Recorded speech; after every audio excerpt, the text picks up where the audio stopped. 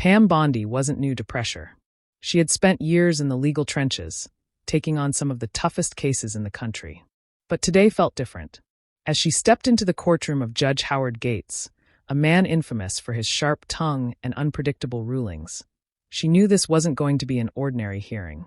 The case at hand, a high-stakes government ethics violation, had the potential to shake up more than just a few careers. The defendant was a wealthy developer with deep political ties, accused of funneling state funds into his private projects. The evidence was stacked high, and Bondi had come prepared. What she hadn't prepared for was the hostility radiating from the bench before she even spoke a word. Judge Gates barely looked up as she approached the plaintiff's table. Instead, he flipped through a file with deliberate slowness, letting the courtroom sit in silence. The kind of silence that wasn't just procedural, it was designed to make a statement. Finally, without looking at her, he spoke. "Miss Bondi, I assume you've prepared something of substance today, or should we just skip ahead to the part where you waste my time?" A few chuckles rippled through the back of the courtroom, mostly from the defendant's legal team. Bondi ignored them. She had faced worse. "Your Honor, I believe the evidence will speak for itself. This case involves the misuse of taxpayer dollars, and my job is to ensure the facts are presented accurately." Judge Gates leaned back in his chair, feigning boredom. "Taxpayer dollars, right? Because that's never been the foundation of a frivolous case before." Bondi's jaw tightened, but she kept her tone steady. "Respectfully, Your Honor, I would hardly call felony corruption charges frivolous." For a brief moment their eyes met, his cold and calculating, hers unwavering. But before she could continue, he cut her off again. "Mrs. Bondi, spare me the lectures. Just get to the point. I don't have all day to entertain whatever grandstanding you have planned." A murmur spread through the gallery. The courtroom wasn't packed, but those present were alert, sensing something was off. Judges could be tough, but this was personal. Pam took a slow breath, recalibrating. She knew what was happening. Gates wanted her off balance. He wanted to control the tempo, to put her on the defensive. But she wasn't about to give him that satisfaction. She picked up a folder from the table, flipping it open. "Your Honor, I'd like to direct the court's attention to Exhibit A. These financial records clearly demonstrate." "Miss Bondi," Gates interrupted, "do you always insist on drowning people in paperwork, or is this just your way of compensating?" That one landed. The shift in the room was instant. The defense attorney smirked. A few reporters in the gallery exchanged glances. But Bondi didn't flinch. She had learned a long time ago that men like Judge Gates thrived on intimidation. The only way to beat them was to never let them see you rattle. She paused just long enough to make a statement without saying a word, then set the folder down and clasped her hands together. "Your Honor, if you prefer to continue making this personal, I'm happy to request a recess while we address any professional concerns you may have." It was subtle, not aggressive, not disrespectful, but pointed. A clear warning that she wasn't going to roll over. The judge's lips curled slightly. Was that amusement? Annoyance? It was hard to tell. But he wasn't done. "Not yet. Oh, I don't have concerns, Miss Bondi. I just know a weak case when I see one."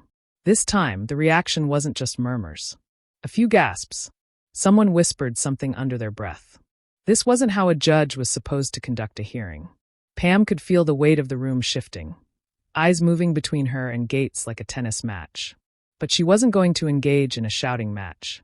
That's what he wanted. Instead, she adjusted her blazer, straightened a few papers, and looked him dead in the eye. "Then I suppose we should let the evidence do the talking." But as she spoke, she caught something in his expression. Not just arrogance, not just condescension. There was something else.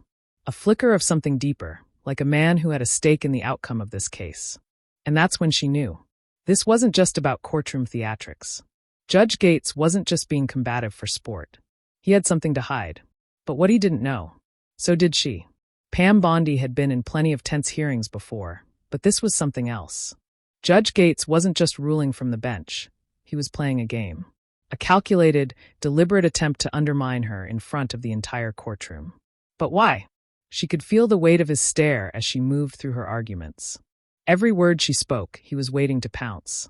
She could practically see it, the slight curl of his lips, the slow tap of his fingers on the bench, as if he was daring her to keep going. She wasn't about to stop. "Your Honor," she said, keeping her tone measured. "These documents show a clear discrepancy in the funding allocations. The defendant's company received nearly triple the amount approved in the original budget, and none of it was accounted for in the state records. She turned slightly, gesturing toward the projection screen where the financial statements were displayed. Now, if you look here. Miss Bondi, Gates cut in, his voice carrying that same smug edge. I hate to interrupt your presentation. Really, I do, but I think we've seen enough numbers for one day. Bondi glanced at him, then back at the screen. He wasn't even trying to hide it anymore. Your Honor, with all due respect, these numbers are the foundation of the case. Right, he scoffed. And yet I fail to see anything that justifies wasting the court's time like this. There it was. That word again. Wasting time. He was trying to bury this case before it even got off the ground. She heard a soft rustle behind her, the sound of the prosecution team shifting, exchanging looks. They felt it too. Something wasn't right. Bondi tightened her grip on her pen, flipping to the next page in her file. Your Honor, I'd like to submit a motion to denied. Silence. She looked up. I haven't even stated the motion yet. And yet, I can already tell you it's going nowhere. Gates leaned forward, resting his elbows on the bench. Let's be honest, Miss Bondi, this entire case is built on speculation. A little creative accounting, and suddenly you're crying corruption. The defense attorney, a middle-aged man in a navy suit, smirked. He hadn't had to say a word. Gates was doing all the work for him. Bondi exhaled slowly. Your Honor, are you refusing to allow my motion before hearing its contents? A pause. A beat too long. Then, I'm refusing to indulge this circus act any longer. The courtroom wasn't just tense now. It was shifting. Eyes darting. Heads turning. Even the reporters in the back were scribbling faster. Bondi caught the glance of one of the jurors, a woman in her 50s wearing a dark blazer. The woman's brows furrowed, lips pressed together. She wasn't the only one taking notice. The problem with arrogance? It makes people pay attention. Bondi squared her shoulders. Very well, Your Honor. Then let's proceed with the next piece of evidence. She turned back to the screen, clicking to the next slide. This document, obtained through a subpoena, shows that. Ms. Bondi. The tone was different this time. A shift. She stopped, looked at him. Judge Gates was no longer leaning back in his chair, no longer wearing that smug expression. His hands were clasped now, his mouth a thin, hard line. Something had changed. Approach the bench. It wasn't a request. She hesitated, then set her papers down and walked toward him. The courtroom hushed. When she reached the bench, he lowered his voice just enough so only she could hear. I'd strongly suggest you reconsider the direction you're taking here, Miss Bondi. She tilted her head slightly. Excuse me? I'm saying, he murmured, that some fights aren't worth having. She let that sit in the air between them. Then slowly, deliberately, she leaned in just an inch closer. I don't scare easily, Judge Gates. A muscle in his jaw twitched. She turned and walked back to her table. But that moment told her everything she needed to know. Pam Bondi returned to her seat, her mind racing. That wasn't just a power move. That was a warning. A veiled threat disguised as judicial authority. But why? She had walked into this courtroom expecting pushback, maybe even hostility. But this was something deeper. Judge Gates wasn't just biased, he was protecting something. Or someone. She adjusted a stack of papers, keeping her expression neutral. The prosecution team beside her shifted, waiting for her to react. She didn't. Not yet. Instead, she lifted her chin and faced the judge. Your Honor, I'd like to continue presenting my evidence. Gates didn't respond immediately. Instead, he let the silence linger, as if deciding how far he wanted to push. Then finally, proceed. But keep it brief. Bondi didn't acknowledge the jab. She simply reached for the next file. This document is a contract signed between the defendant and the city's planning board outlining the proposed project expenses. You'll notice that the listed costs total just over $2 million. She paused, then, with deliberate precision, placed another sheet on the projector. However, this is an internal ledger from the defendant's company showing that the actual funds transferred were nearly double that amount. And here, she placed a third document down, is the approval signature, signed off by. She hesitated, letting the weight of the moment land. Judge Howard Gates. The courtroom didn't just shift, it cracked. A ripple of movement. Eyes darting. Pen scratching. The defense attorney stiffened, his smug expression wiped clean. Judge Gates? He didn't move. For the first time since she had stepped into this courtroom, his face was unreadable. Bondi let the silence hang for a moment longer, then continued. Your Honor, would you like to explain why your signature appears on an unauthorized financial transaction involving the defendant? A calculated risk. She didn't have the full story yet, but what she did have was enough to shake the foundation beneath him. Gates finally moved, shifting slightly in his seat. His fingers pressed together, knuckles whitening. That document, he said slowly, is inadmissible. Bondi tilted her head. How so? It was obtained improperly. She let that sink in. Your Honor, this document was subpoenaed by my office. His nostrils flared. Then it was mishandled. I'm ruling it inadmissible. It will not be considered by this court. This time, the shift wasn't just in the gallery. It was everywhere. The jury, the stenographer, even the bailiff. Everyone was watching. Bondi crossed her arms, her tone calm. You do realize this is a public hearing, correct? That the media is here? That every single person in this room just saw you declare critical financial evidence inadmissible without reason. A muscle in his jaw jumped. That's enough, Miss Bondi. She didn't move, didn't blink. Then slowly she sat down. And that's when she did something that changed everything. She reached into her case and pulled out a small recorder. She placed it on the table and pressed play. A voice filled the courtroom. Low, gruff, unmistakable. Take care of it. I don't care how. The recording crackled, then continued. Make sure she doesn't get her hands on those ledgers. Silence. Absolute. Suffocating. Silence. Judge Gates didn't move. Didn't breathe. Bondi didn't look at him. She didn't need to. Because now, every single person in this room had heard him. And the real game was about to begin. The recording ended, leaving nothing but thick, suffocating silence in its wake. No murmurs. No whispered speculation.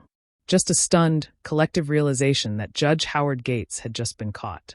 Pam Bondi didn't move. She kept her eyes fixed on the recorder, as if daring him to challenge what had just played. But he didn't. He couldn't. Across the courtroom, the defense attorney finally blinked, his composure slipping. The smirk was gone, replaced by something closer to dread.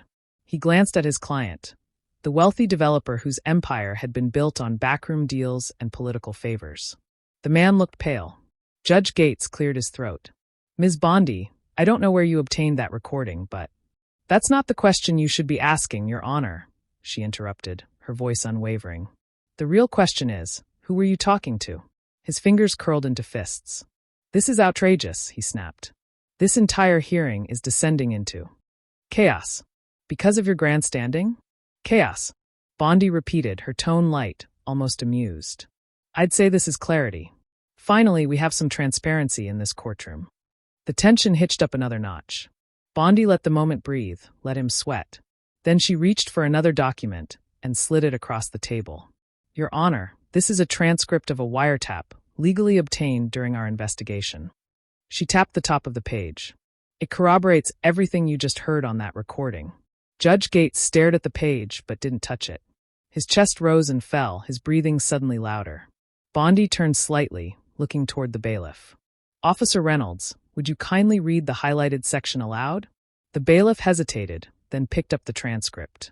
His voice was steady, but the weight of the words made the room feel smaller. We'll take care of her. Bondi doesn't have anything solid yet, but if she does, I'll make sure it never sees the inside of a courtroom. A sharp inhale came from someone in the gallery. Bondi folded her hands together. I'd like to submit this as evidence, Your Honor. Judge Gates's eyes flickered toward the exit, a tiny movement, but enough. Enough for the room to realize that, for the first time, he was thinking about something other than his own arrogance. He was thinking about escape. But it was far too late for that. Motion denied, he barked. Bondi raised an eyebrow. Excuse me? This hearing is over, Gates continued, his voice a fraction too loud. I will not allow. Judge Gates, Bondi said smoothly. I wasn't asking for your permission. And then she did it. The move she'd been waiting for. She turned toward the back of the courtroom and gave the smallest, subtlest nod. A door opened. Footsteps echoed against the polished floor. And then, Judge Howard Gates, a firm, authoritative voice announced, "You are under arrest." Gasps erupted from every corner of the room.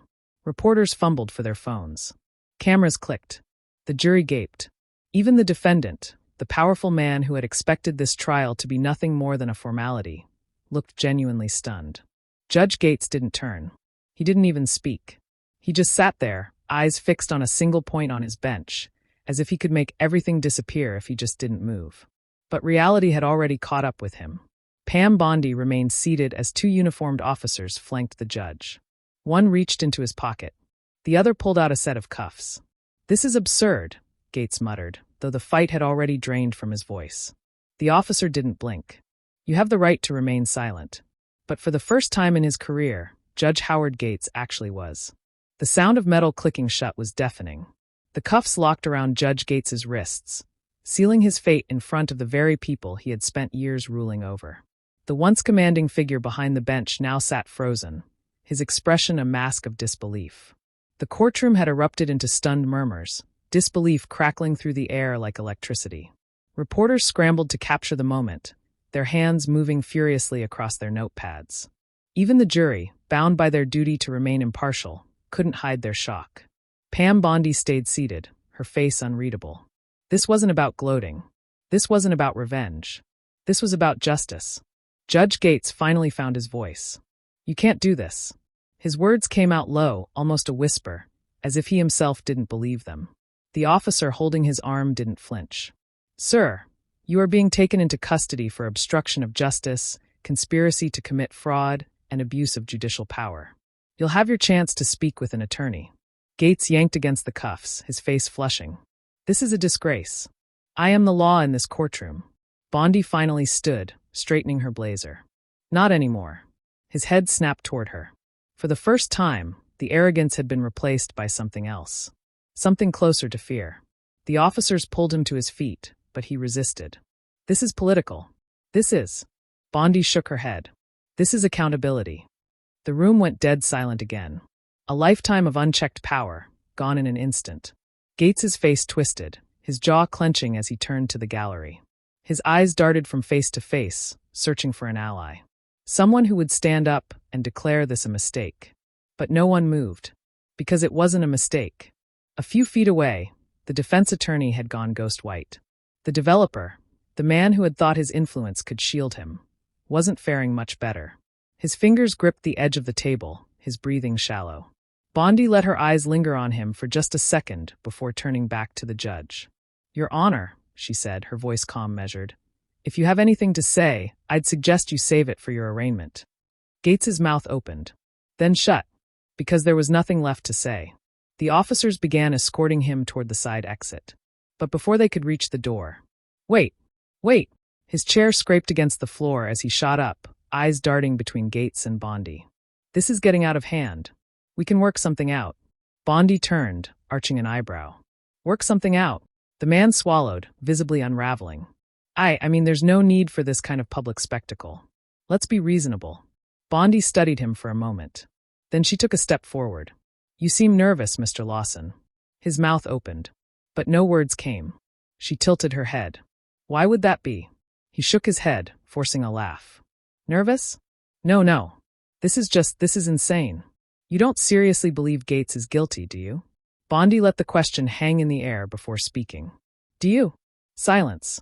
The officers moved again, leading Gates through the door. The moment it shut behind him, the weight of the moment settled over the courtroom like a thick fog. This wasn't just a case anymore. This was the unraveling of a system that had been protected for far too long. And Bondi wasn't done yet. She glanced back at the jury, at the judge's empty seat, and then at the defense table. "I believe we still have a trial to finish." But after what had just happened, everyone in that room knew. This was only the beginning. As if the weight of years of corruption had been lifted in an instant, Judge Gates was gone, hauled out in cuffs, and the shock of it still lingered in the air like the final note of a symphony. Pam Bondi took her seat again, adjusting the papers in front of her.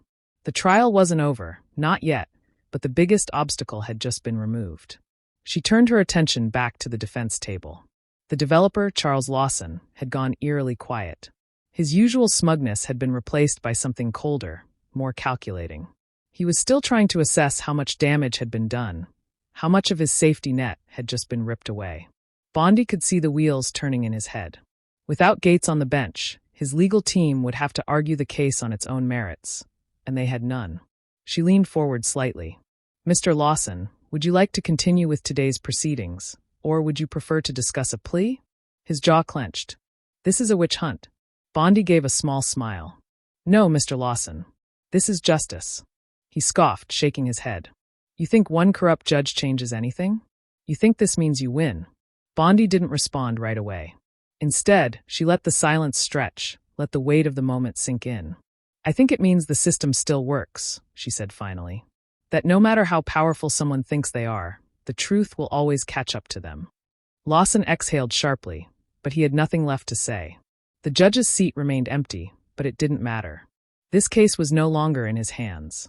The prosecution team exchanged glances, and one of Bondi's colleagues leaned in. This might be a good time to push for a deal. Bondi considered it. She could feel the shift in the room, the way the jury was watching, waiting. They had just witnessed something they'd never forget. But she wasn't about to let this end with a whisper. She stood. Your Honor, she started, then paused, correcting herself. To the presiding judge who will take over this case, I'd like to submit a formal request to proceed with additional evidence. Given today's events, it's clear we need a full investigation into how far this corruption reaches. A murmur rippled through the courtroom. Bondi continued. Judge Gates was only part of the problem.